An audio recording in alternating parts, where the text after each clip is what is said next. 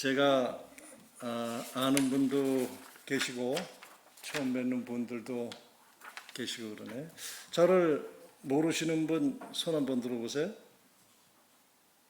네, 많은 분이 반가운 얼굴도 이렇게 볼 수 있고 너무나 좋습니다.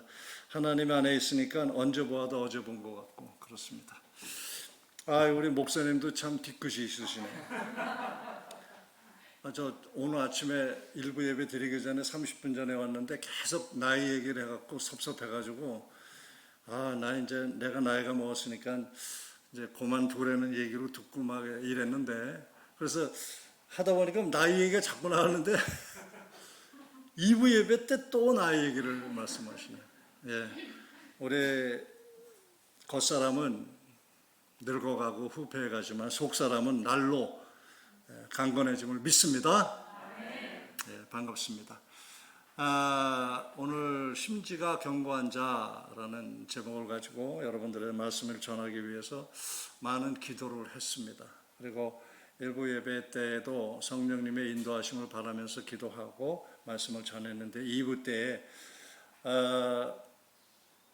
또 제가 찬양을 하면서 기도를 했어요.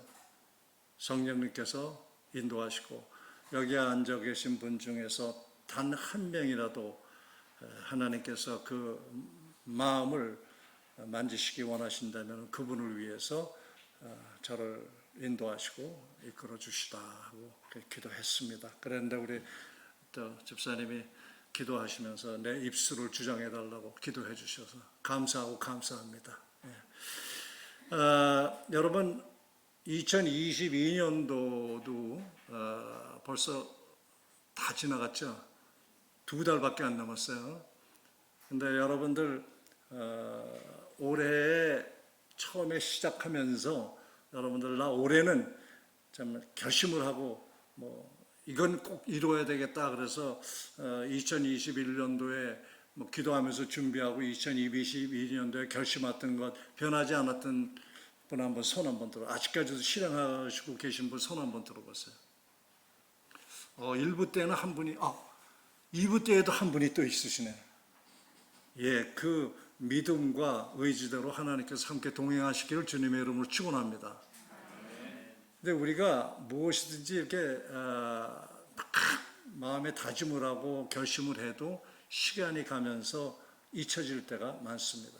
그래서 처음에 가진 그 마음을 잊지 않는다 하는 것이 사자성어로 뭔지 아십니까, 여러분? 아시는 분? 초심불망이라고 합니다. 처음초, 마음심, 안입을, 잊을망. 그래서 처음에 먹은 마음을 잊지 않자. 그래서 처음에 내가 받았던 은혜, 처음에 내가 어려웠을 때에 입었던 은혜, 이런 것들을 생각하고 내가 잘 나갈 때에 그것을 잊지 않는 자를 위해서 준비된 말이 초심불망이라는 거예요. 그런데 1년을 시작하면서 우리가 다짐을 했던 것도 시간이 지나가면 금방 안 이루어지게 되고, 제일 하기 힘든 게 뭡니까? 운동하는 거 아닐까요? 살 뺀다 하고 운동한다 이러는 거. 그 초심불망에 반대되는 사자성어가 뭘까요, 여러분? 작심삼일. 그런데 이제 제가 오늘 말씀드리려고 하는 것에 해당되는 것은 배은 망덕. 잊어버리는 것, 그 은혜를 잊어버리는 자를 말합니다. 저희들 하나님의 자녀들은 특히 이 초심을 잃지 않아야 합니다. 저희들은 다 죄 속에서 태어났고 죄의 몸을 입고 태어나 있다가 하나님을 만나고 누군가를 통해서 예수님의 소개를 받고 예수님을 믿고 거듭나서 하나님의 자녀의 신분을 회복한 사람들이에요. 그래서 그때의 그 처음 하나님 주님을 영접하고 하나님의 자녀가 됐을 때 그 뜨거웠던 마음, 이것을 우리는 쉽게 잊고 살 때가 많습니다. 근데 그것을 잊지 않아야 하는 것이 우리 성도들의 삶인 거예요. 다시 사자성어 한번 읽어봅시다. 초심불망, 시작. 마음에 새기고 어떠한 경우에도 이런 것을 잊지 맙시다. 이 세상에서 가장 인기 있는 사람이 누굴까요? 의리 있는 친구입니다. 그죠? 그래서 의리가 있는 친구는 친구를 위해서 대신 죽어주고, 친구를 위해서 대신 어려운 일, 친구가 하기 힘든 일을 대신해주고, 친구에 필요한 것을 공급해주고, 이러한 것을 의리가 있는 친구라 합니다. 잘못 우리가 아는 것은, 그 의리 있는 친구라는 것은 주먹 쓰는 친구들만 생각을 하고 주먹 세계에서만 있는 건지 알지만 그렇지 않습니다. 사람과 사람과의 관계에도 의리라는 것은 굉장히 중요하죠. 근데 나는 의리가 있기를 원하는데, 나는 의리 있는 사람이 나에게 친구가 되고 나에게 다가오길 원하는데, 내가 만일 의리가 없는 사람이라면 어떻게 될까요? 하나님께서도 의리가 있는 사람들을 좋아하십니다. 그것을 성경에서는 신의라고 합니다. 신이라는 것은 우리가 하나님을 향한 그 마음이 변하지 않는 그 사람들. 오늘 본문 2절을 한번 다시 보겠습니다. 2절 다시 한번 천천히 읽어봅시다. 시작.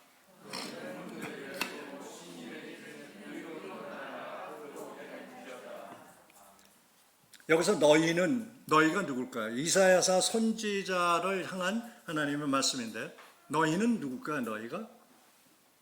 네, 바로 천사들입니다. 하나님의 수종을 두는 천사들. 천사들에게 하나님이 말씀하십니다. 너희는 문들을 열어라. 문들이 무슨 문들일까요? 천국의 문들. 하늘나라의 문들을 활짝 열어라. 열어 제끼고 그 문들을 열고 신의를 지키는 의로운 나라가 들어오게 하라라고 명령을 하고 있어요. 그럼 여기에서 신의를 지키는 의로운 나라라는 게 뭘까요? 의로운 나라라는 것이, 일단 의로운 나라가 어떠한 나라인지 그것부터 설명하면 쉽게 설명하겠습니다. 우리처럼 예수님을 나의 구원자로 믿고 그분이 하나님의 아들을 믿음으로 인해서 하나님의 자녀의 신분을 회복한 믿음의 공동체 성도 여러분들을 얘기하는 거예요. 이 나라를, 이게 교회가 공동체 교회가 들어올려서 천국으로 들어가는 것입니다. 이 말씀이 바로 신의를 지키는 의로운 나라가 들어오게 할지어다. 믿음을 가진 자들이 들어오게 할지어다. 그래서 신의, 바로 그 의리가 있는 자들, 하나님을 의지하며 끝까지 지키는 자들. 근데 보면은 신의를 지키는 이라고 나옵니다. 지키는이 뭐예요? 과거에 지켰던 건 소용없어요. 지키는, 현재서부터 영원히 지키는 현재 진행형입니다. 그래서 그렇게 변치 않고 지키고 초심을 잃지 않는 자들, 그래서 심지가 견고한 자들에게 이게 들어오게 할지어다. 그 다음 구절, 제가 좋아하는 구절인데 다시 한번 읽어봅시다. 시작.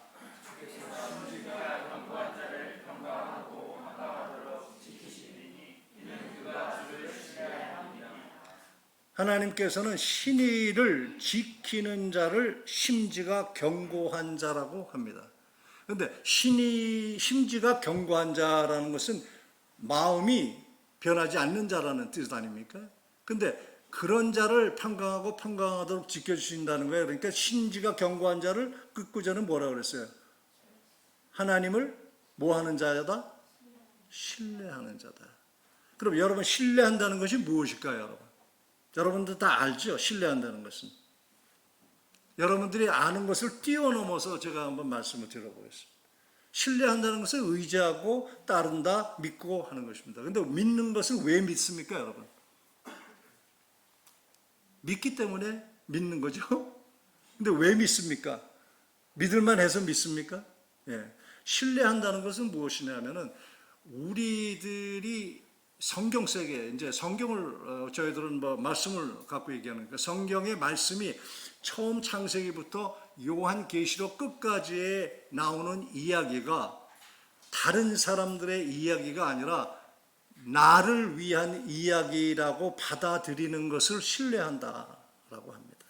그래서 성경에서 말씀하시는 것이 그냥 남들에게, 아브라함에게, 이삭에게, 야곱에게, 요셉에게, 다윗에게 이렇게 그러한 자들을, 특정한 자들을 위해서 쓰여진 것이 아니라 그러한 특정한 사람들을 통해서 이루는 하나님의 사랑과 섭리와 은혜를 우리들이 보고 그것을 너희 것으로 삼아서 이 세상을 살아나가라 하는 하나님의 이야기. 누구를 향한 이야기? 저와 우리 신 목사님과 여러분 전체 각자를 향한 하나님의 사랑이다 하는 것이에요.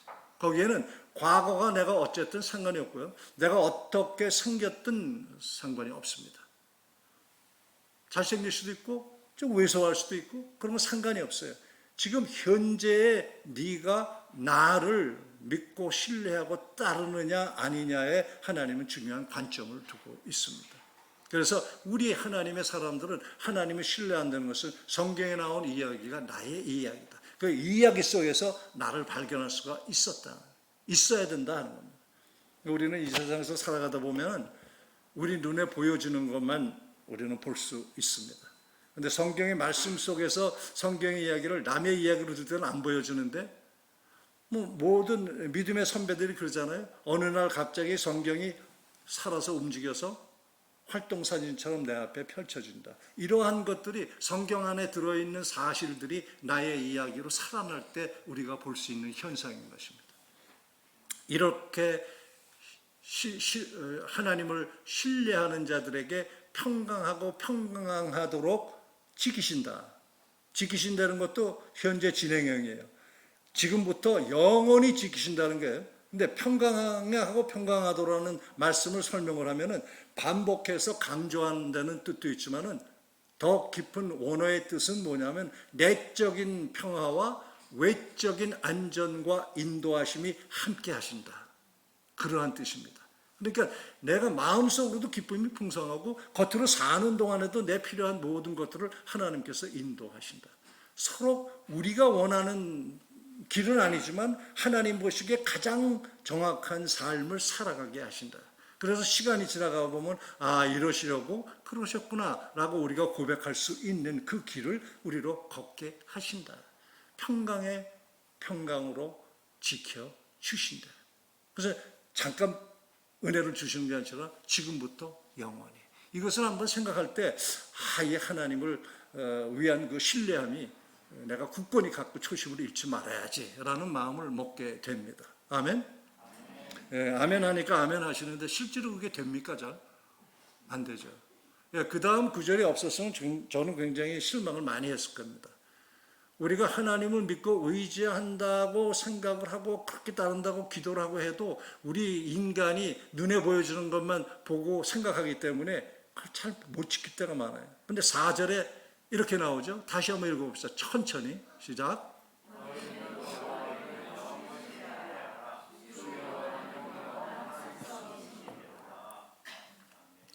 이게 무슨 말씀일까요? 주 여호와는 우리의 하나님 아버지는 영원한 반석이시다. 튼튼한 반석이기 때문에 그 위에 서 있는 우리는 영원히 하나님과 함께 동행한다는 거예요. 한번 하나님께서 선택하신 우리는 떠나지도 않고 버리지도 않으신다고 하나님이 약속하신 그 말씀을 영원히 지키신다는 거니까. 그런 게 결론적으로 얘기하면 뭐예요?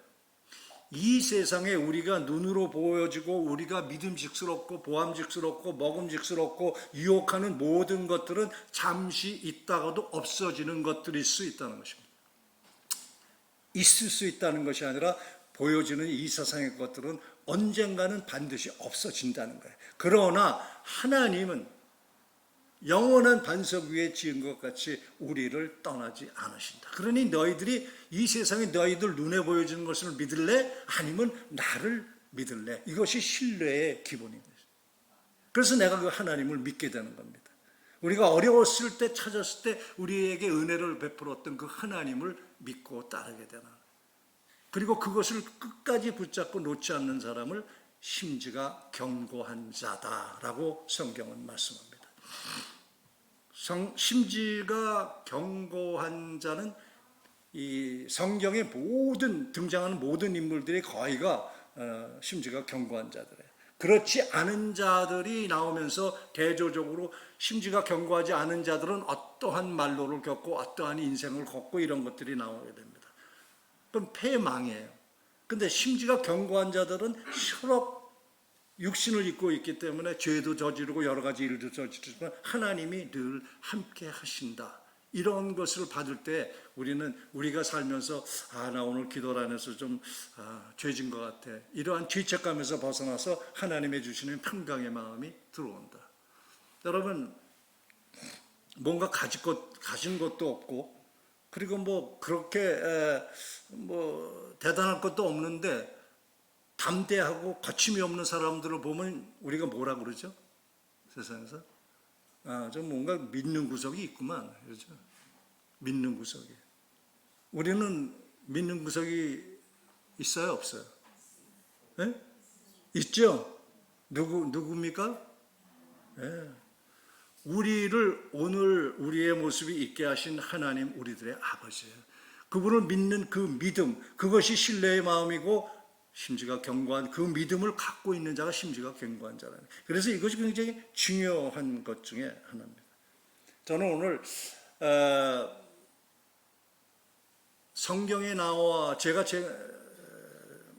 신약 성경에 나오는 사도 바울, 그리고 구약 성경에 나오는 인물 중에서는 다윗을 제가 가장 좋아합니다. 왜냐하면 저와 같은 인생을 살아온 다윗이기 때문에. 그리고 참 저는 뭐 다윗만큼 그렇게 하나님께 크게 쓰임 받진 않지만 저는 그보다 더 크게 쓰임 받았다고 자부하는 사람 중에 하나입니다. 다윗의 삶을 보게 되면은 너무나 기가 막힙니다. 근데 다윗도 어려웠을 때에는 하나님을 너무나 의지하고 하나님께 매어들고 그랬던 것을 볼 수 있어요. 여러분들 역사서, 시가서 제일 분량을 많이 차지하는 인물이 누군지 아세요? 다윗이에요. 근데 그가 그냥 어려웠을 때 하나님을 매달렸지만 그가 조금 상황이 좋아지자 인간이 저지를 수 있는 죄를 다 저지릅니다. 예를 들어서 돈, 권력, 여자, 이 세상 사람들이 어떻게든지 그거 한번 누려보기 위해서 공부하고 돈 벌고 가진 애를 쓰는 사람, 어떻게 하면 먹고 살겠지 하기 위해서 뛰는 사람도 있지만 조금 고생할 때 먹고 살기 위해서 열심히 일하지만 풍부해지면 보통 사람들은 어떻게 돼요? 그 풍부해진 것을 지키기 위해서 더 시간이 없어지는 거예요. 더 시간을 뺏기고. 그러나 그렇지 않은 사람들은 어려웠을 때를 생각하면서 겸손히 초심을 잃지 않는 사람들은 오래 그것을 누릴 수 있는 사람들. 근데 이 세 가지를 다 섭렵한 사람이 바로 다윗 왕입니다. 그러면 다윗은 처음부터 하나님께 기름 부음을 받은 자예요. 그렇게 해서 오랜 세월 동안 하나님이 마음에 합한 자라고 했어요. 어떻게 보면 우리보다 더 큰 죄를 저질렀는데도 하나님이 그런 마음에 합한 자라 한다 이거예요. 그럼 마음에 합한 자가 도대체 어떤 자기 때문에 하나님이 그렇게 함께 하셨나? 저는 이것을 성경적으로 조금 조명해보고 다 얘기할 수는 없지만 다윗의 삶 속에서 중요한 부분 몇 가지를 조명해보고 그리고 이 앞에 서 있는 늙은 자를 통해서 2부 때는 얘기 안 하려고 그랬는데 또 저도 이제 우리 손 목사님 닮아서 뒤끝이 좀 있는 것 같습니다.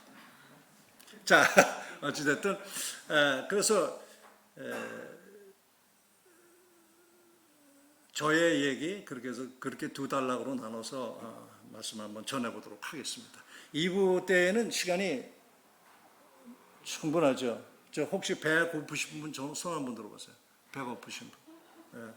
자, 그러면 여러분들이 제 얘기가 이제 됐다 싶으면 윙크를 하세요, 저한테. 그러면 제가 세 사람 이상 저한테 윙크하면 제가 그만 말씀을 맺겠습니다. 그렇지 않으면 성령님이 인도하심을 알고 윙크하는 분 한 분도 없을 거예요, 그죠? 자, 다윗 얘기부터 합시다. 다윗 얘기를 하면은 다윗이 좀 잘 나갔어요. 그래갖고 전쟁에서 승리를 하고 막 기세가 올라가고 그러니까 다윗이 제일 먼저 한 게 뭘까요, 여러분? 예. 영웅호골이 누릴 수 있는 복 중에서 큰 복이 뭐라고 우리가 생각하죠? 예, 아름다운 여인들. 그래갖고 여자들을 많이, 이렇게 아내를 많이. 근데 하나님이 그 보기에 좋으셨습니까? 안 좋아하셨죠. 그런데 그것 때문에 다윗을 벌 주셨습니까? 아닙니다. 아닌 것처럼 성경에는 보여요.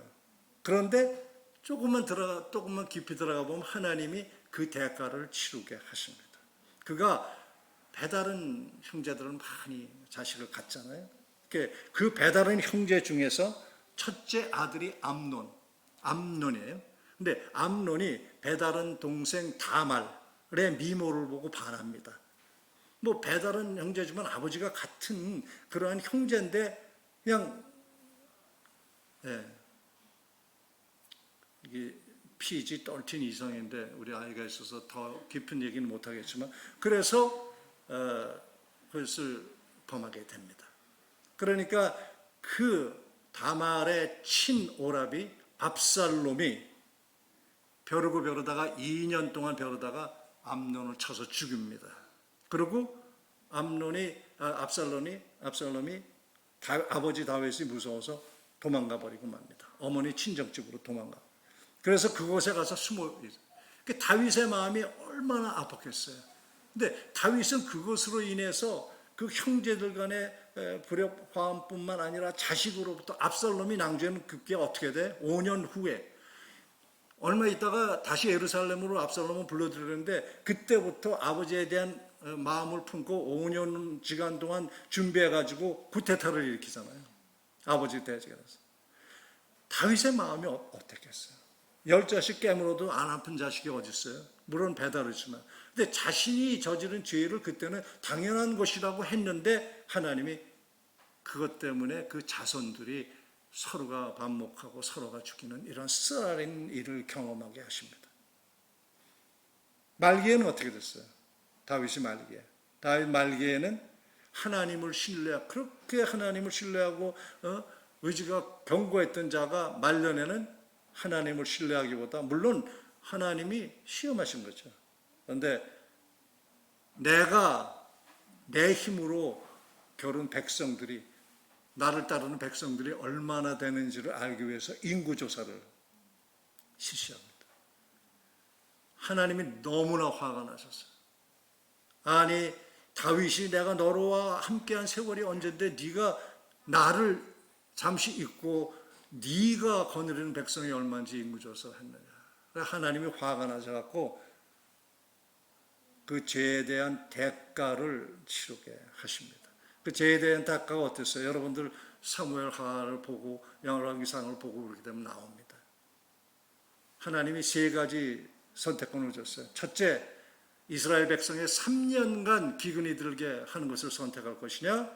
둘째, 10달 동안 네가 적군에게 쫓아다니면서 피해 다니는 그러한 고통을 겪겠느냐? 셋째, 3일 동안 전염병을 창궐하게 하기를 원하느냐? 그러니까 다윗이 하나님께 엎드려서 잘못을 사죄하고 회개하면서 정죄가 죄를 받기 때문에 사람들의 다른 것에 의해서는 것보다 하나님 손에 직접 그 벌을 받겠습니다. 그래서 3번째를 택합니다. 그런데 하나님이 그 3번째에 3일 동안 전염병을 창궐한다고 했는데 아침부터 저녁까지 전염병을 창궐하게 하십니다. 그때 죽은 인원수가 몇 명인지 아시는 분? 7만 명입니다. 다윗이 자신의 숫자가 얼마인지를 보기 위해서 잠깐, 그렇게 큰 죄도 아닌 것 같죠. 잠깐 돌렸는데 하나님께서는 그 죄의 대가로 7만 명을 전염병이 걸려서 죽게 합니다. 다윗이 그 많은 사람들이 전염병에 걸리는 것을 보고 엎드려서 그냥 하나님께 제가 저지른 잘못을 왜 백성들에게 돌리십니까? 저를 벌어주십시오. 저를 데려가십시오 합니다. 그래서 하나님이 그의 회개를 보고 전염병을 3일 동안 창궐하게 하신다는데 하루로 끝내버리고 맙니다. 이렇게 철저하게 자기의 죄의 대가를 치른 인물도 성경에 없습니다. 다 자기가 저지른 죄의 대가는 죽기 전에 치르고 죽어야 되지만 다윗과 같이 그렇게 성경에 적나라하게 표시한 그런 사람들은 등장하지 않습니다. 여러분, 다윗에게 제일 치명적인 죄가 무엇입니까, 여러분? 너무나 잘 알죠? 부하장수 우리아의 아내 밧세바를 그가 어떠한 마음에 유혹을 하게 되고 그를 범하게 됐을까요? 그냥 바쁘고 전쟁 나가고 정신없이도 몰랐어요. 하나님을 의지해서 싸우고 이랬던 자인데 그날은 그냥 부하 장수들이 다 전쟁하러 나가고 자기는 어떻게 했어요? 그냥 안 나가도 되니까 유유작작해서 궁정 옥상에 올라가고 거닐다가 목욕하고 있는 우리아의 아내를 보고 유혹을 받게 되죠. 마음이 현혹되고 보기에도 좋고 그래갖고 그냥 그 마음이 확 뭐라고 합니까? 세상에 아무것도 안 보이죠. 그것만 보이잖아요. 그렇게 함으로 인해서 부활을 시켜서 범하게 되고 그걸로 끝났습니까? 이 죄라는 속성이 그래요. 한번 죄를 저지르게 되면 그것을 더 큰 죄를 저지르면서도 모르고 저지릅니다. 밧세바의 남편 우리야 부하 장수, 충성스러운 부하입니다. 그것을 전쟁터, 죽을 수밖에 없는 전쟁터에 내어보내서 죽게 합니다. 죽을 때까지 그냥 놔둬라 하고 죽게 합니다. 하나님께서는 그 사건에 대해서 선지자를 보내서 그러한 사건이 있었던 걸 지적하고 다윗은 철저하게 회개합니다. 그럼 다윗이 철저하게 회개하니까 하나님이 그래 네가 나를 의지하는구나 그래서 그를 용서해 주셨습니다. 그런데 그의 죄도 용서해 주셨을까요? 아니요. 그가 그의 죄에 대한 대가를 또 치릅니다. 뭐였어요? 밧세바와의 그 사건을 통해서 가진 아이를 병이 들어 죽게 합니다. 여러분, 다윗은 이렇게 너무나 쓰라린 생을 많이 살았어요. 인간이기 때문에 저질렀던 사소한 잘못들, 어쩌면 우리 현재로 살아가는 사람들은 도저히 저지르지 않은 잘못을 저지른 그러한 다윗, 하나님께서 용서하시고 마음에 합한 자라고 한 것은 어떠한 경우에도 하나님이 말씀하실 때 한 번도 거역하지 않고 자기의 잘못을 뉘우치고 회개하고 솔직한 다윗을 사랑하신 하나님. 그래서 마음에 합한 자라고 하지만 죄에 대한 대가는 반드시 치르게 하시는 하나님. 다시 한번 말씀드리지만 여기에 서 있는 저와 여러분 모두가 하나님의 자녀라고서 원래의 원죄는 사해졌지만 우리가 저지른 죄가 다 그냥 용서되는 건 아닙니다. 용서는 하나님이 하셨지만 그 죄에 대한 대가는 우리들이 하나님 곁으로 갈 때까지 반드시 치르고 가야 돼요. 근데 그 죄의 대가를 치를 때 쓰라린 아픔이 있고 그리고 하나님을 다시 매달릴 때 오는 것이 뭐예요? 하나님을 신뢰하고 그리고 심지가 견고한 자이기 때문에 어떻게 돼? 마음에 평안이 올 수 있다. 그래서 죄의 대가를 치르면서도 아프면서도 그것을 이겨나갈 수 있게 하시는 하나님이시다. 그래서 우리가 시험이 닥칠 때에 헤쳐나갈 수 있는 이 시험 앞에 우리 살아가면서 여러 가지 일들이 많이 생겨요. 그런데 그 사건을 막아주시는 하나님이 아니라 그 사건을 지나쳐갈 수 있도록 지혜 주시고 능력 주시는 그 하나님이시다는 거예요. 그 하나님이 나를 선택하시고 나를 지명하셨다는 거예요. 다윗의 이야기는요. 너무나도 장엄한 얘기예요. 하나님이 그분의 마음에 합한 자를 선택하시고 훈련시켜서 그의 생애 동안 하나님이 은혜를 베푸시고 인도하시는 그것을 보게 하는 역사의 장엄한 순간.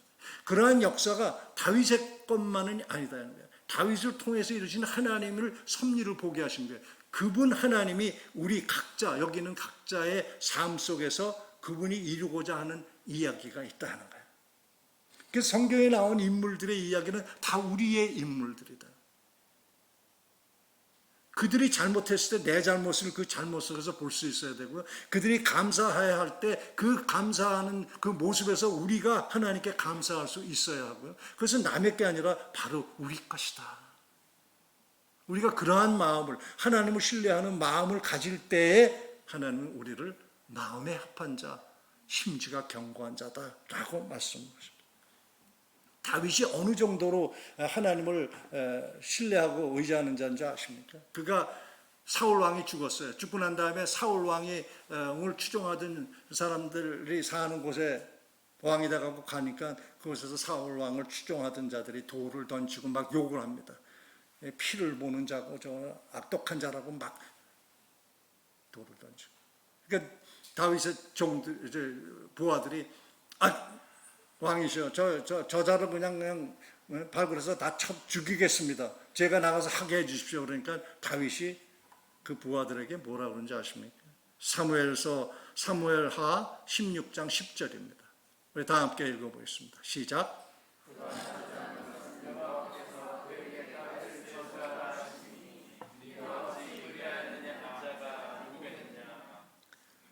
비록 자기를 욕하고 비난하고 왕이에요. 왕입니다. 왕이 돼서 왕이 행차를 하는데 돌을 던지고 막 비열하게 욕을 하고 이러는데 놔둬라. 저자를 통해서 말씀하시는 분이 하나님인지 너희가 어찌 아느냐. 어떠한 순간에도 하나님만을 생각했던 다윗이에요. 이러한 다윗이 하나님과의 신의만 있으면 뭐합니까? 근데 하나님과의 신의만 있으면은 사람들과의 의리도 지킬 줄 안다는 거예요. 다윗이 또한 사람들과의 의리가 대단한 사람이에요. 다윗이 블레셋과의 전쟁에서 쫓겨가지고 동굴에 들어가갖고 외롭게 지내면서 먹을 물이 없어갖고 목이 말라서 애타하는 모습을 부하용사 3명이 보고 적군을 침투해서 목숨을 잃는 것을 무릅쓰고 아까워하지 않고 들어가서 물을 기르다가 다윗의 때 갔다가 바칩니다. 그래서 다윗이 그것을 보고 뭐라고 그랬어요? 역대상 11장 19절입니다. 시작.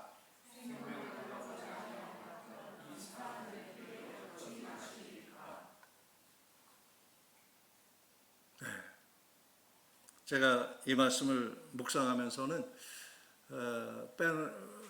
빼놓을 수 없는 저의 간증이 있어요. 제가 2019년도 12월 12일 날 이제 대장에 암이 있다는 것을 발견하게 하신 하나님의 선물을 받고 그리고 수술을 하고 했는데 항암 치료를 하는데 보험회사에서는 그 항암 치료는 커버가 안 되더라고요.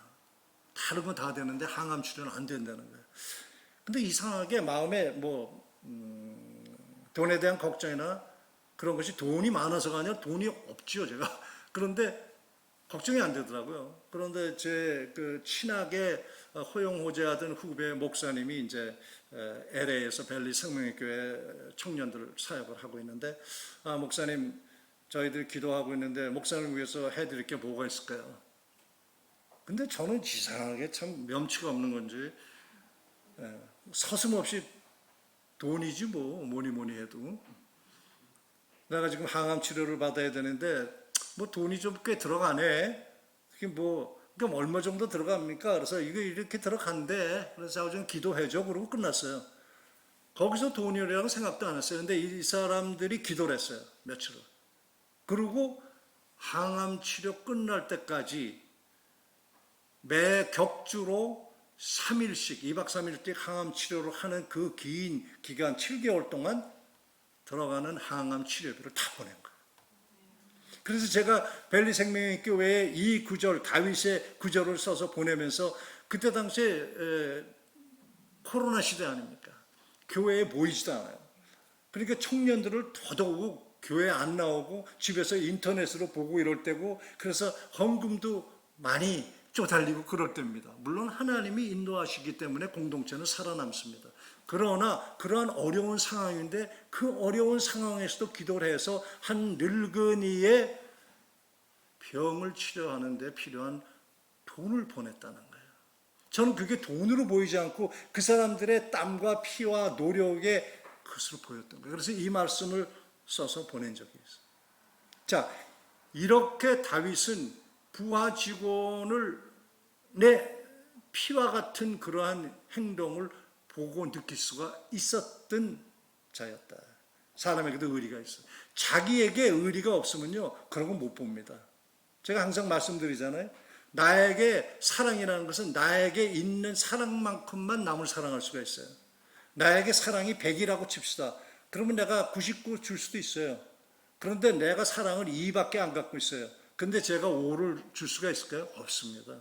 그것은 사랑을 주는 것처럼 보이지만 내가 사랑하는 게 아니라 그냥 남에게 보이기 위해서 하는 거예요. 그래서 진정으로 내가 사랑하기 위해서 내 안에 그런 사랑이 있어야 되듯이 이렇게 남의 의리 있는 행동을 보고 그것을 피와 같은 것이라고 고백할 수 있다면 다윗의 마음도 그런 것이 있었다.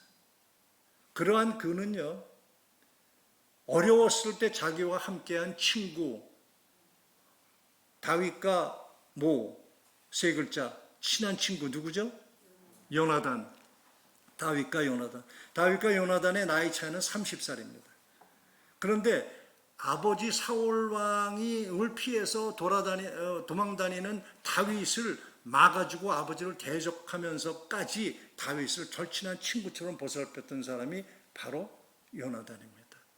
그래서 그와 맺었던 그러한 친분, 그 우정을 생각했어요. 그런데 생각하고 잊을만도 합니다. 왕이 된 다음에. 근데 그가 왕이 된 다음에 제일 먼저 한 행동이 뭔지 아세요? 요나단의 아들을 찾아서 돌봐주는 거죠. 제일 먼저 한 일입니다. 그래서 부하들 불러갖고, 야, 사울 왕 집안에 누구 살아있는 사람이 없느냐? 요나단 뭐 없느냐? 물어보니까는 그 사울 왕을 섬기던 종이 와서 하나 있긴 합니다. 그게 누구냐? 그러니까 다리를 저는 자입니다. 왜 그 무비보셋이에요? 무비보셋. 그런데 왜 이름을 얘기를 안 하고 다리를 저는 자이다 이렇게 얘기를 했을까요? 그때 당시에 과부, 고아, 뭐 다리를 전 자, 뭐 장님 이러한 자들은 사람 취급에 들지가 않았어요. 그런 자들은 뭐 능력, 육체적으로나 정치적으로나 사회적으로나 멸시를 당하던 그때입니다. 그런데 다윗 왕이 왕이 되면서 그 불렀어요. 우리가 대단해요. 불러가지고서는 그에게 사울 왕이 갖고 있던 전 재산을 다 그에게 주고서 누릴 수 있게 하셨고, 더 나아가서 다윗 왕이 그를 같은 상에서 왕과 함께 식사를 하게끔 얘기를 합니다. 이 얘기는 뭐예요? 그냥 왕이 아니다. 이제 뭐 정치적으로 뭐나 어떤 거 쓸모도 받을 수 없는 왕자이지만 내 상에서 먹겠다는 내 아들과 똑같이 그렇게 취급하겠다라는 다윗의 배려인 것이에요. 이것이 바로 하나님의 마음에 합한 자. 하나님을 어려운 중에도 하나님을 찾고, 그리고 잘 나갈 때 저질렀던 죄에 대해서도 회개를 하고 또 하나님 붙들고, 그러는 하나님께도 신의가 있고 세상 사람들에도 의리가 있는 이런 사람들. 여러분, 이러한 것을 생각하면서 우리가 느껴야 되는 것은, 신의가 있는 자들은 세상 사람들과도 끝까지 우정을 지탱할 수 있는 자들이다 하는 것이에요. 그것은 부부지간에 가장 먼저 시작하고요. 그리고 내 가족 안에서 시작합니다. 그리고 믿음의 사랑의 공동체 안에서 시작하는 겁니다. 그래서 우리가 이 공동체라는 것을 우습게 보면 안 됩니다. 공동체라는 건 하나님의 사랑으로 하나가 된 공동체예요. 우리 사이에, 저와 집사님들, 권사님들 사이에 하나님이 없다면 우리는 관계는 아무것도 아닙니다. 제가 우리 성도들한테 항상 얘기해요. 너하고 나 관계에서 하나님이 없다면, 내가 만일 하나님 보시기에 합당하지 않고 기뻐하지 않는 행동을 한다면 나랑 더 이상 찾지 마라. 그리고 나한테 얘기를 해줬으면 좋겠다. 저는 그렇게 성령 충만하게 해달라는 게 제 기도의 제목 중에 하나입니다. 저는 여러분들이 저를 위해서 기도할 때 그런 성령 충만을 위해서 기도해 주시기 바랍니다. 자, 이렇게 심지가 견고한 자인데 저는 이제 제 얘기를 조금 하려고 합니다. 이 부족한 종에게 하나님께서는 초심을 잃지 않게 하기 위해서 제 인생도 파란만장합니다. 근데 그것을 다 말씀드릴 수는 없고 몇 가지 중요한 것만 말씀을 드릴게요. 이것은 제 얘기뿐이 아니라 여러분들을 향한 이야기이기도 합니다. 제가 1977년도에 이제 미국에 들어가서 한인교회를 나갔습니다. 한교회를 나가는데 나가보니까는 미국 교회를 빌려서 예배를 보고 있는 거예요. 근데 그때 당시에 청년들이 한 14명 있었어요.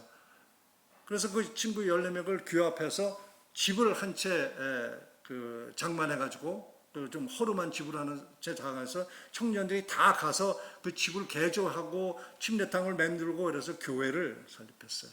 제가 14명의 청년들, 그때 당시에 청년이 결혼 안 했으니까 청년이라고 하는 겁니다. 그때 당시에 청년 때에 14명 중에 8번째의 목사가 됐어요. 그때 당시에 그 교회의 담임 목사님은 지금 현재 저보다 나이가 8살이 위인데 아프리카 잠비아에 나가서 선교사로 아직까지 그 노령의 몸을 이끌고 하나님께 쓰임 받습니다. 자, 그렇게 해서 하나님을 믿고 뭐 뜨거웠죠. 뜨거웠어. 뭐 난리 났습니다. 그래서 저를 알고 있던 세상 사람들이 다 교회에 오게 되고 젊은이들이 들끓고 하다가 이제 교만해지기 시작했어요. 하나님이 야속하게도 저에게 주신 재능이 또 하나 있어요. 돈을 잘 벌어요. 손만 대면 잘 벌어. 그냥 이렇게 돈이 굴러다니는 게 보여요, 제가. 젊었을 때는. 그래서 하면은 돈이 벌려요. 근데 여러분들 돈 그러니까 그냥 얼마 안 되는 것 같죠? 엄청난 돈이 벌립니다. 그래서 돈에 벌리다 보니까는 이제 돈 벌어가지고 이제 뭐 나도 장로로 이렇게 해서 섬기면서 하나님을 잘 섬기면 되겠다 그러는데 그게 안 되는 거예요. 돈을 벌어보니까 더 많은 돈을 벌어야 되겠고 돈을 벌다가 종업원들 몇 명 되니까 더 많은 종업원들 먹여 살려야지. 시간이 점점 더 없어지고 하나님은 이제 뒤편이 되기 시작하는 거죠. 점점점. 그러던 어느 날 제 처남이 제가 미국에 들어오니까 미국에 들어왔어요. 들어와가지고 이제 딸 둘을 낳고 그러고 살고 있었어요. 무남 외아들입니다. 아들은 하나예요. 딸 넷에. 그 누나가 이제 우리 사모예요. 제 아내인데. 되게 대장암에 걸린 거예요. 처남에.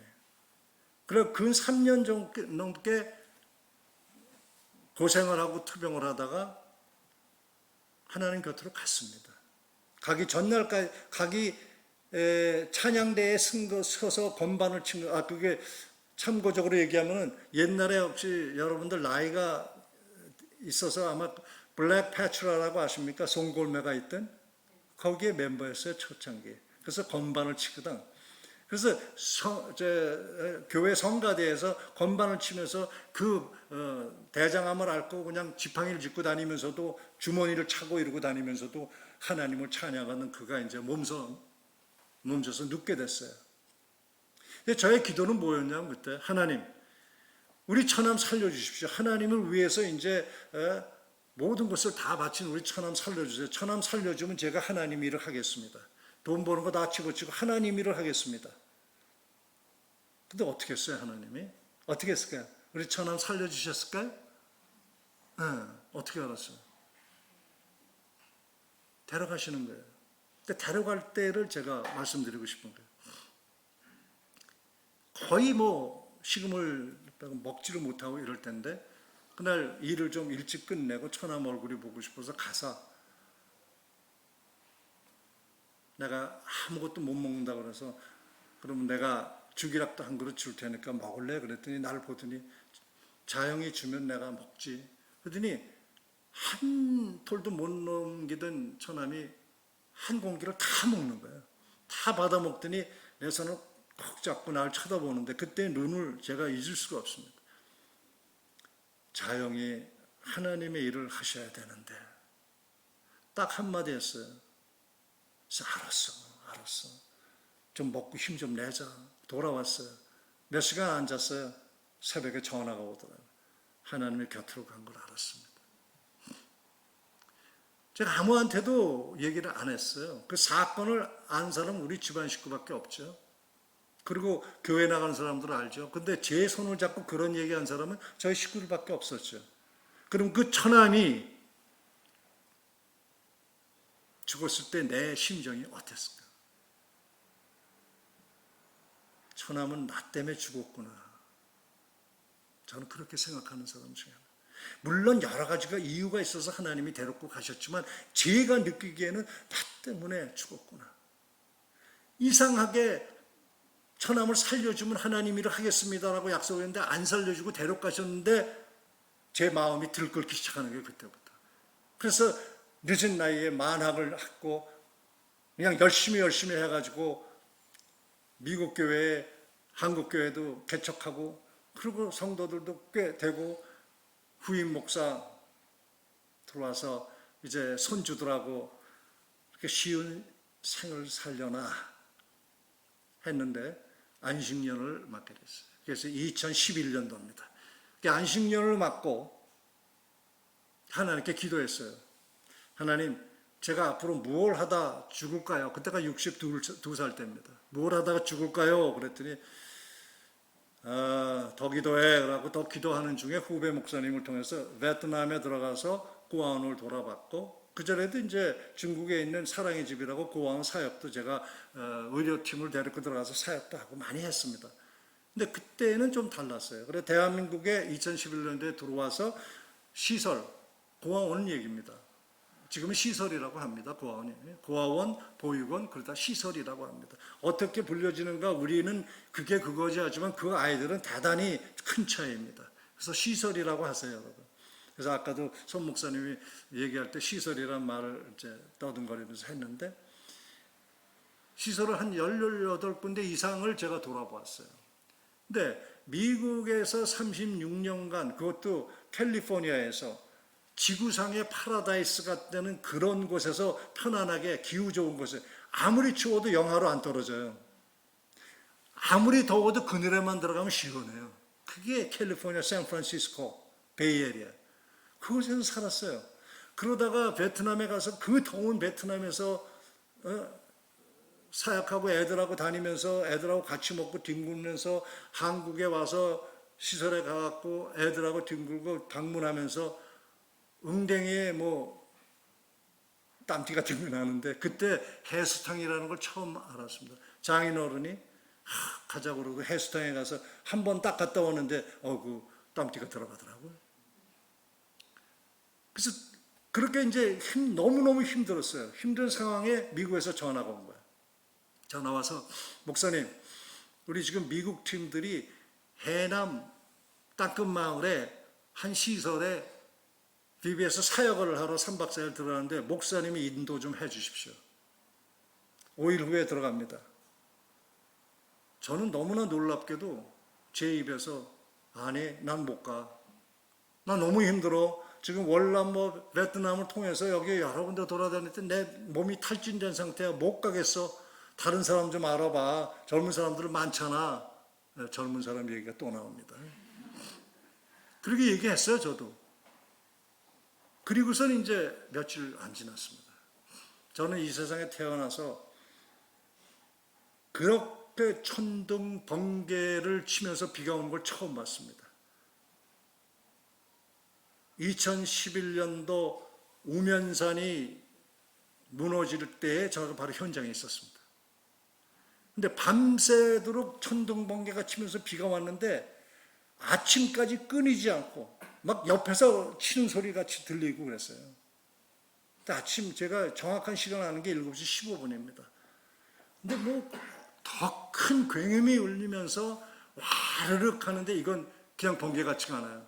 그래갖고 밥을 먹다 말고 이제 장인어른은 이게 뭘까 하고 내다보시는데 이제 절 보니까, 그때만 해도 10년 전이니까 좀 그때만 해도 나를 뗍니다. 제가 뛰어나갔어요. 출근하던 차들이 밀려 내려오는 진흙더미에 묻혀가지고 그 안에서 죽어가고 있고, 근데 제가 아무것도 할 수 없는 거예요. 제가 걸어 들어갈 수가 없어요. 진흙 때문에. 소방대원들이 와서, 군경들이 와서 구치를 하는데에도 저는 한 30년 걸린 것 같아요. 이 사람들이 무거운 옷을 입고서 소방대원들이 들어가려고 그러니까 무거운 옷 때문에 잠겨갖고 못 들어가는 거예요. 불과 2, 3m도 안 되는 거리를 차 속으로 못 들어가는 거예요. 속으로 갑자기 그런 생각은 왜 들었는지, 갑자기 조금 아파트 문짝이라도 띄워서 밟고 들어가면 되잖아 그러는데 진짜 문짝을 띄워다가 놓고 밟고 건드렸어요. 근데 제 앞으로 그 시신이 이렇게 지나가는데 너무나 가슴이 무너져 내렸어요. 이게 내가 아무것도 목사라는 자가 아무것도 할 수 없다는 거에 너무나 가슴이 아팠어요. 저는 너무나 작게 느껴졌어요. 근데 그때에 크게 하나님의 음성이 제 안에서 들렸어요. 봤느냐? 네가 오늘 이 자리에 있게 된 것은 너의 노력과 공로에 의한 것이 아니라 내가 너와 함께 하기 때문이다. 내가 너와 함께 하지 않으면 너는 아무것도 할 수 없다. 네가 무엇을 하고 싶어도 할 수 없는 것을 내가 막으면 아무것도 못한다. 굉장히 크게 들어오는 거예요. 이게. 처절하게 가슴이 아팠습니다. 그리고 돌아왔어요. 그때 이제 처남이 빌려준 그 윈스톰이라는 차가 있었는데 오래된 차가 반에 갇혀가지고 엔진을 다 바꾼 그 차를 이제 2년 전까지 타고 다녔는데 어찌됐든 그 돌아와서 밤새껏 하나님께 회개하고 그 다음날 미국으로 전화를 했습니다. 그래, 애들 보내라. 내가 데리고 가겠다. 그때 그 마음을 먹게 된 제 심정을 여러분들 아십니까?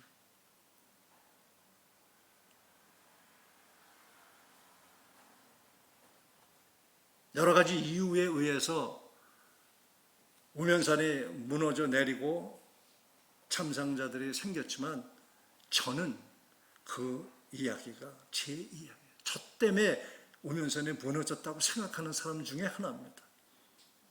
저 때문에 그렇게 많은 사람들이 불이익을 당하고 피해를 봤다고 생각하는 사람 중에 하나예요. 그리고서는 하나님이 가라고 그러셔서 해남으로 갔는데 원장 주님 영접, 자립 전담하는 선생 주님 영접, 자살을 2번 시도하고 몇 번씩 집을 탈출했던 고3 아이가 하나님을 영접, 고등학교 학생 3분의 2 이상이 주님을 영접하는 데에 하나님께서 이 나이 먹은 자를 쓰시더라고요. 그래서 저는 가슴으로 생각했어요. 내 잘못이 얼마나 큰데 하나님이 또 이 자를, 이런 자를 쓰시고 이렇게 이끌어 가시는가. 미국으로 들어가서 거침없이 하나님이 비영리 법인 단체를, 사단 법인을 세워주시더라고요. Non-Profit Organization을 캘리포니아에서 그렇게 쉽게 안 됐거든요. 왜냐하면 911 쌍둥이 빌딩 그 사건이 비영리 단체를 통해 비영리 사단 법인을 통해서 세워졌기 때문에 그때 당시에는 비영리 사단 법인 세우는 게 1년 반 이상 걸렸어요. 근데 하나님이 어떻게 하셨는지 그렇게 해갖고 불과 4개월 만에 비영리 사단 법인 나오게 해서 땅땅. 그리고 2012년도 5월에 세로백 처치에 가서 릭 워렌 목사님과 또 한국에서 오는 선교사님과 예배를 드리고 스티븐 조시라고 해서 그때 당시에 이제 고아 출신인데 그 사역하는 사람. 그리고 한국으로 들어왔습니다. 그때부터 한국에서 사역을 위해서 열심히 저는 뛰었어요. 뛰고 그러다가 여기 이제 이현수 장로님 이제 일이 있어 가셨는데 이현수 장로님을 만나게 됐고 그리고 통해서 여러 사람 만나게 됐고 우리 손 목사님 만나게 됐고 그래서 이제 서로 친하게 지내면서 서로 기도하는 관계가 됐어요. 그래서 제가 화미교회 모임과 새벽기도와 수요 예배와 주일 예배만 해도 꽤 많더라고요. 그러던 제가 이제 하나님이 열심히 하고 있는데 느닷없이 2019년 12월 12일 날 그 유명한 1212 사태 기념일 날 하나님께서는 대장암이라는 것을 발견하는 선물을 주셨어요. 그래서 그 오는 주일날 성탄 주일날 화미교회에 와서 성탄 주일 예배를 인도하면서 하나님의 선물이라는 제목을 가지고 제가 배웠어요. 그리고 제가 하나님의 선물 다 그걸 주셨으니까 하나님 감사합니다 이거 발견하게 해주세요 이랬을까요? 안 해요. 울고불고 난리없어. 그 얘기를 다 못합니다 여러분. 어린 나이 발버둥 치고 떼쓰는 건 저리 가라로 하나님께 떼쓰고 발광을 했어요. 하나님 미국에서 다 좋은 거 이런 거 다 팽겨치고 왔는데 하나님 가라고 그러셔서 왔는데 이게 뭡니까? 열심히 했다고 했는데 이게 뭡니까? 왜 이런 죽을 병을 허락하셨어요? 왜? 그리고 3일을 얼마나 울고불고 했는지. 그런데 하나님께서 마음에 갑자기 새벽에 평안한 마음을 주시더니 이것을 나에게 발견하게 하셨으니까 고쳐주신다 하는 생각이 그냥 오는데 그 믿음이 얼마나 큰지요. 그래서 와서 화미교회 와서 하나님의 선물이다. 그리고서는 2020년 1월 6일 날 수술을 하고 1월 말서부터 2박 3일 동안 격주로 12번에 걸쳐서 항암 치료를 해요. 항암 치료라는 게 말이 그렇지 사람마다 다르다는데 저는 그 항암 치료가 있었던 일은 2020년도 8월 달에 왔을 때 화미교인들한테 다 했어요. 나중에 이제 화미교회 교인들한테, 그전 교인들한테 물어보시기 바랍니다. 내가 어떠한 일을 독대, 12번은 저는 독대의 시간이라고 했는데 그 독대의 시간에 하나님이 저에게 엄청난 메시지를 주셨어요. 근데 그렇게까지 하나님의 은혜가 함께 하셔서 저를 수술한 의사가 절실한 기독교 신자였고 저를 수술대 위에다 올려놓고 기도를 하고 수술을 했다는 거예요. 설전이 하나님 믿는 사람 드뭅니다. 왜? 실력을 믿고 기술을 믿기 때문에 하나님은 안 믿습니다. 하나님이 살려줬다고 믿자. 근데 이 집도 의인은 놓고 기도를 했다. 정교하게 수술을 했기 때문에 30cm를 잘랐어요. 그리고 항암 치료를 하는 동안에 먹지를 못했어요. 2박 3일 동안 굶으면서 죽음의 순간에까지 들어가면서 하나님과 독대하면서 그 시간이 컸어요. 그러다가 한 8번째, 9번째 지났을 때 몸이 조금씩 이제 적응이 됐다고 할까? 좀 괜찮아지니까 마음속에서 그렇구나. 하나님이 선물이다. 발견하게 해주시니 낫게도 하신다. 다 끝까지 견뎌나게 하신다. 그렇다면은 이제 하나님이 이 병이 나면은 내가 어디 다른 좋은 곳에 가서 요양하면서 하나님 일을 하게 하시겠다라고 생각을 한 거예요. 그러면서 처음에 제가 한국에 들어왔을 때 2012년도에 가본 곳 중에서 제일 마음에 들어온 곳이 강원도 고성이에요. 얼마나 한쪽엔 바다, 한쪽엔 산, 너무너무 좋아서 이곳에서 사역을 했으면 좋겠다 하는데 하나님이 길을 안 열어주셨거든요. 이상하게 시설도 강릉에는 열어주지 않아요. 불교 재단에서 하는 시설과 그냥 시설이 있는데 문을 안 여는 거예요. 폐쇄를 하는 거예요. 그래서 제 마음은 그쪽에 있는데 못 가게 된 거죠. 그러다가 이제 고성을 가고 싶은 마음을 키워왔는데 그런 상황이 되니까 제가 마음속에 여기다. 제가 실은 그 병 앓기 전에도 우리 선 목사님한테 선 목사님 고성입니다. 우리가 갈 곳은 고성입니다. 그래서 몇 번씩 제가 그냥 꼬드겨가지고 고성에 가서 보고 좋습니다 그러고 여기 장로님 집사님들 권사님들 다 몰고 가서 보라 그러고 그때 기도 제목을 다 펼쳐놨어요. 다 펼쳐놨어요.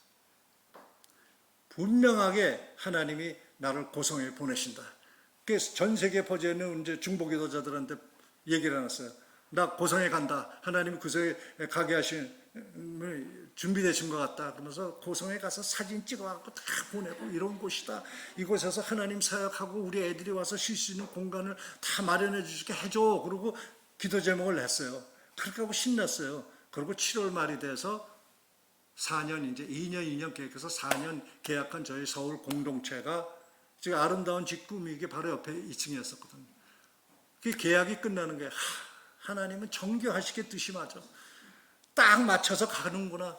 항암 치료도 7월 20일 끝이에요. 그러니까 8월 되면 이제 가겠구나. 그래서 그날 이제 여러 번 가갖고 좋다. 그래서 이제 계약을 하러 가는 날입니다. 계약을 하러 가는데 계약을 하러 가서 딱 한 군데 놓고 마음에 드는 곳에서 계약을 하려고 그랬더니 점심 먹고 와서 합시다 그런 거예요. 그래서 점심 먹고 갔더니 그 사이에 주인이 마음이 바뀌었어. 그래갖고 여기서 나한테 와서 자기 공간 쓰려는 사람들한테 3사람한테 전화를 걸었어요. 아주 좀 마음이 상해갖고 제 사모보로 좀 걸어봐 그랬더니 3군데 다 아닙니다. 저희들 마음 바꿨습니다. 제가 그날 떠날 때 기도를 했어요. 뭐라고 기도하는지 첫째가 하나님 고성으로 가게 해주시니 감사합니다. 감사함으로 기도하면 들어주시니까 감사합니다. 근데 제가 끝에는 꼭 항상 하는 얘기가 있습니다. 습관처럼. 만일 하나님의 뜻이 아니면 어떠한 이유로든지 이 일이 성사되지 않게 해주세요. 근데 제가 진심이 아니라 그건 습관적으로 했었던 거예요. 그런데 다 무산됐어요. 제 마음이 어떻겠어요? 근데 그때 당시에는 하나님이 막으셨다기보다 이게 뭔가? 하나님, 이제 죽을 병까지 들게 하시고 이제 와서 몸 좀 하려고 그러니까 이 사건은 또 뭡니까? 예. 제가 가면은 강원도 고성을 좋아하니까 고성에 가면은 또 묵는 모텔 같은 게 있는데 저는 호텔보다 좋아요. 가면 막 바다가 보이고 저한테만 싸게 주는 줄 알았더니 낭지 보니까 다 그렇게 싸게 받더라고요. 그래서 그곳에 가서도 한 밤새껏 울면서 기도했어요. 야속하게 우리 사모는 밤에 잠자는 잠의 은사가 있어요. 남편이야 심정이 어떻든 그냥 쿨쿨 쿡 고 자는데 그 앞에서 그냥 토할 정도로 그냥 가슴을 아파하면서 하나님 뭡니까 이게 아닙니까 고성? 거기에는 제 자존심도 걸려 있는 거예요. 목사로서요. 왜? 다 지금 퍼뜨렸잖아요. 전 세계의 중보기도 팀들한테. 그리고 기도를 가르쳤던 팀들, 집사들이 다 중보기도 팀의 팀장들이 되고 전도사 목사들이 됐는데 한마디로 쪽팔리잖아요. 하나님의 뜻이라고 기도해달라고 그랬는데 하나님의 뜻이 아닌 게 됐으니 밤새껏 울면서 기도했어요. 그러다가 새벽쯤 됐을까? 시간이 언제인지 모릅니다. 그러니까 새벽에 동 틀 때예요. 그러나 그 마음을 정하고 나니까 동이 텄으니까 하나님, 고성의 하나님, 제가 고성에 오기를 원치 않으십니까? 그러면 제 마음에서 접겠습니다. 진정으로 제가 접겠습니다. 그러고 탁 고백을 하고 나니까 해가 떠나요. 그런데 그때처럼 제 마음이 평온한 적이 없어요. 제 차면 제 중보기도 팀들한테 목사가 돼가지고 기도 제목 내면 얼굴 팔리는 거 이런 건 아무렇지도 않았어요. 그 마음에 오는 평강이 얼마나 좋고 좋았는지. 그때 사모가 해가 뜨니까 또 부시시 일어나서 뭐해요? 잠 안 자고. 그래서 그 얘기를 했더니 사모가 울더라고요. 잘했어요. 우리 사모는 평생 남편이 한 거에 대해서 내 편입니다. 그래서 제가 이만큼이라도 기를 피고 살아요. 매번 그냥 나를 욕해보세요. 제가 밖에 나와서 주눅 들어있지. 좌우지간 저를 위로하더라고요. 하나님이 함께 하시니까 걱정하지 말라고. 또 길을 열어주시겠지. 평상시에는 맹목적으로 그냥 믿음 그러면서 구체적이지 못하다고 그랬는데 그때는 그게 고맙더라고요. 그리고 돌아왔어요. 3일 후에 후원자가 전화가 왔어요. 목사님, 경상북도 김천 어때요? 김천 생각지도 않았습니다. 내려갔어요. 어머나 열악해요. 이런 곳에서 어떻게 사나? 그리고 여기 우리 이현수 장로님, 최 집사님, 최백두 집사님 다 불러가지고 내려라 또. 자주간 사람 몰고 다녀요 제가. 내려와서 보고 나 이거 여기서 어떻게 살라? 이거 뭐 가능이 있습니까? 그러니까 이현수 장로님이 목사님 걱정하지 마십시오. 제가 다 고쳐놓겠습니다. 장로님, 아들, 사위, 아들하고 사위는 와서 근 2달 동안 되는 동안 거기에 숙소를 정해놓고 그 비가 그때도 웬 비. 하나님 빗속에서 저하고 얘기하시는 것 같아요. 그때도 비가 와서 도저히 이사도 못할 정도로 그렇게 비가 왔는데 그 악천후를 두고. 그러니까 하나님의 뜻을 순종해서 가려고 하니까 제일 먼저 뭐예요? 사탄의 방해가 엄청났습니다. 이현수 장로님 눈까지 가리고 판단력까지 가리고 그래서 또 죄송합니다. 우회층에서 물까지 새는 사건이 일어나고 굉장했어요. 근데 저에게 이제 단순한 것이 있어요. 하나님이 뜻이다라고 확신이 져주면 그냥 저는 밀고 나갑니다. 그랬더니 그것을 다 넘어가게 하시고, 그러니 그때부터 하나님이 일하시기 시작했어요. 전라도에서 기도하다가 자기가 큰 돈이 생겼는데 그것을 11조를 낼 교회를 찾고 있었다. 그런 무슨 어떤 선교단체나 그런 걸 찾고 있었어요. 몇 개월 찾아졌대요. 그러다가 저희 사역 얘기를 듣고 저를 만나기 위해서 한 2달 이상이 걸린 것 같아요. 시간이 안 맞아서 못 오다가. 그래서 그분이 왔어요. 근데 저랑 한 45분 얘기하더니 굉장히 본인도 이제 폐암이 걸렸었던 사람이라고 하면서 전도사인데, 그래서 울면서 하나님의 은혜를 찬양하면서 이렇게 했어요. 근데 그때 당시에 제가 귀가 좀 잘 안 들려가지고 이 보청기를 안 할 때요. 보청기가 했는데 안 끼고 있었어요. 근데 무슨 말을 했는지 들리긴 들리고 하나님 얘기할 때는 다 들리고 그래요. 근데 이상하게 돈 얘기가 나오면 잘 못 듣는 거라. 근데 저한테 11조를 얼마를 내겠다고 얘기를 했대요, 그때. 근데 저는 못 들었어요. 그리고 이제 공동체 구경을 다 하고 돌아갔습니다. 얼마 안 있었는데 메시지가 왔어요. 목사님, 하나님의 뜻대로 11조 보냈습니다. 체크해 보세요. 그래서 통장을 보니까 너무 놀랐어요. 저는 한국에 도착해서는 그렇게 많은 액수의 숫자를 못 봐서 공을 한참 쉬었어요. 역소리가 나게요. 그뿐입니까? 그분의 딸이 있었는데 미국에 가서 첫 번째 월급 받은 거 전체 그리고 11조를 또 냈는데 그게 또 몇백이야. 그러더니 그때부터 베트남에 2011년도에 들어갔을 때 라이따이안 역할을 사역을 하고 뭐 그러던 장로님 소 이런 사람들이 대구에서 사업을 하고 있더라고요. 그때 찾아와. 지가 연락도 안 했는데 다 찾아와 가지고 소식 듣고 왔다는 거예요. 그동안에 안 오던 사람들이 얼마나 많이 오는지. 어렸을 때 시설에 있다가 입양되어 있던 그러한 권사님이 있는데 복지사로 일하다가 그러다가 그 안에 고아들에 대한 그 마음이 항상 있었던 이 양반이 그 답답함을 해소 못하고 있다가 우리 사역 얘기를 듣고 와가지고 듣더니 제가 후원 좀 해도 될까요? 그래서 하시라고. 제가 좀 굉장히 뻔뻔스러워졌어요. 미국에서는 안 그랬는데 한국 오면서부터 하나님의 은혜를 체험하는 게 굉장히 뻔뻔스럽더라고. 돈 얘기를 아주 쉽게 얘기해. 하시라고. 그랬더니 이분이 글쎄 액수는 얘기 안 합니다. 근데 은퇴연금을 다 헌금한 것 같아요. 그래가지고 저희 처음에 세웠던 공동체 말고 10분 정도 차 타고 올라가 있는 공동체에 새로 세워졌고 그것이 다 준비가 돼서 이제는 방갈로도 8개씩이나 되고 아이들이 어떨 때는 막 20명씩 오거든요. 시설 아이들이 집처럼 쉬러. 그러면 와서 잘 곳 또 방갈로가 8개가 되니까 잘 곳도 있고 이렇게 많아지기 시작했어요. 그러면서 그것을 다 세우게 하시는 하나님의 은혜가 있었다. 우리 최 집사님이 들어오고 윙크를 이렇게 하는 거 보니까 이제 끝날 때가 되는 거예요. 결론은 그겁니다. 저는 오늘 공동체 기도문을 보고 두 번째 구절에 보면 주님 우리의 생각이 확신이 되지 않도록. 제가 한 일이 뭡니까? 목사가 돼가지고 기도 제목을 전번할 때 제 생각인데 하나님의 뜻이라고 확신했다는 거예요.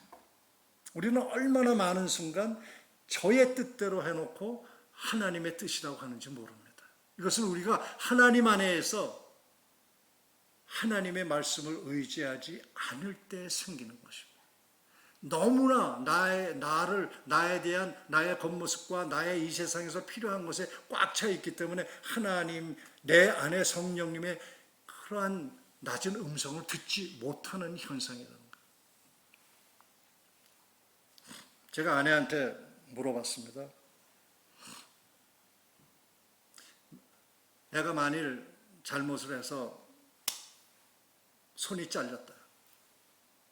그러면 이 손이 잘리면은 손 잘린 것을 보는 사람들이 나를 보면 어떡할까요? 아, 참 힘들겠다. 그렇죠? 장애다. 이렇게 생각할 거예요. 그거와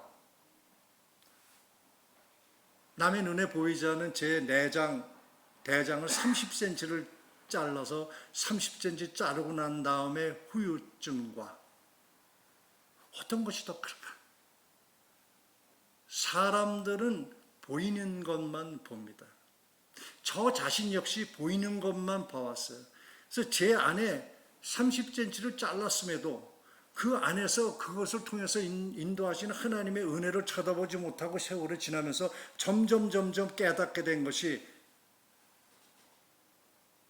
독대를 통해서 깨닫게 된 것이 바로 내 안에 내 장기가 쓸모없이 되었다는 것을 볼 수 있게 된 거예요. 제 속을 제가 볼 수 있게 된 거예요.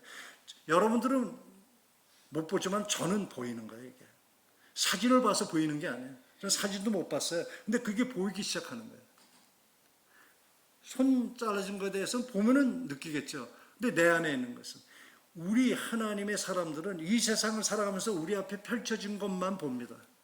그리고 우리 앞에 닥쳐진 일들만 생각합니다. 그리고 내 생각에 사로잡히게 됩니다. 그런데 그 모든 일어나는 일들은 다 동일하게 일어나는 겁니다. 근데 그것을 통해서 이루고자 하는 하나님의 이야기는 우리 각자가 다르다는 것입니다. 그것을 통해서 하나님이 우리에게 주시는 메시지를 볼 수 있고 들을 수 있어야 하는 것입니다. 이것이 바로 심지가 견고한 자. 이것이 바로 마음의 합한 자라고 다윗을 얘기하지만 그가 평생을 통해서 그렇게 죄의 대가를 치른 것이고 저 역시 죄스럽게 살다가 하나님의 은혜로 살았지만 잊을 때마다 초심을 잃지 않게 하기 위해서 이러한 과정을 거쳐가면서 하나님의 일에 쓰임을 받게 하시는 그 은혜가 크고도 크다. 이사야서 26장 3절 우리 다 같이 한번 천천히 다시 읽겠습니다. 시작.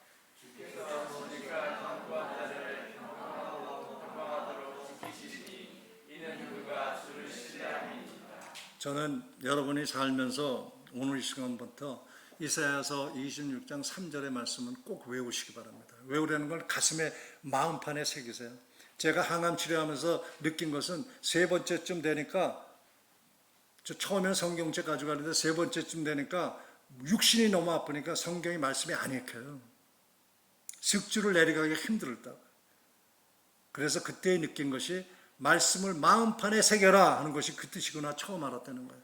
여러분 마음판에 새기기 위해서는 외워야 합니다. 그것이 묵상을 해야 되고 그것을 실천해야 합니다. 여러분 여기 나왔잖아요. We are the miracle. 뭐예요? 우리가 삶의 기적이다. 우리가 하나님 안에서 거듭나고 하나님의 뜻대로 사는 것 자체가 기적입니다. 여러분 아멘. 그런 우리가 살아가는 이 세상의 지혜는 하나님에 대한 심지, 초심을 잃지 않고 그 심지가 견고한 자들이 되어야 돼요. 근데 이것은 연습으로 이루어진다는 거예요. 그냥 하나님의 은혜로 되겠지가 않아요. 그러면 저같이 그렇게 그냥 힘든 삶을 여러 번 겪어야 돼요. 여러분들이 덜 겪고 하나님 곁으로 가기 위해서는 뭐예요? 연습을 해야 돼요. 그 연습이 뭐예요? 하나님이 기뻐하시는 걸 선택하는 연습을 해야 돼요. 매일 아침 눈 뜨자마자 하나님 짧게 기도하세요. 하나님 오늘도 수많은 선택 중에 하나님이 기뻐하시는 걸 선택하게 해주세요. 그리고 무엇을 선택할 때 짜장면을 먹을까요? 짬뽕을 먹을까요? 기도하세요. 어차피 내가 좋아하는 건 먹지만 기도한 것과 하는 건 다릅니다. 그리고 저녁 때 주무실 때 하나님 오늘 제가 하나님 기뻐하시지 않은 거 선택한 게 무엇이 있을까요? 그러면 주마등처럼 다 생각나게 하십니다. 그럼 회개하고 그 다음 날을 또 맞고 또 맞고 이러면서 하나님과 연습하고 하나님과 동행하는 시간을 연습해야 합니다. 내가 많이 함께하는 시간에 함께하시는 하나님이 내 속에서 말씀하시는 음성을 들을 수가 있어요. 그걸 못하니까 육신의 정욕이 큰 저에게 하나님이 죽을 병을 허락하셔갖고 몸이 움직이지 못하고 꼼짝없이 2박 3일 동안 드러누워 있는 12번을 통해서 하나님이 그 메시지를 전해주신 거예요. 살아있는 간증이요 살아있는 하나님의 이야기입니다. 다윗의 이야기도 아브라함의 이야기도 사도 바울의 이야기도 여러분들의 이야기와 같다는 것이죠. 아멘. 저는 저와 여러분이 하나님을 향한 심지가 변하지 않고 초심을 잃지 않으므로 그분이 주시는 평강하고 평강한 삶이 매날 이루어질 수 있기를 주님의 이름으로 축원합니다.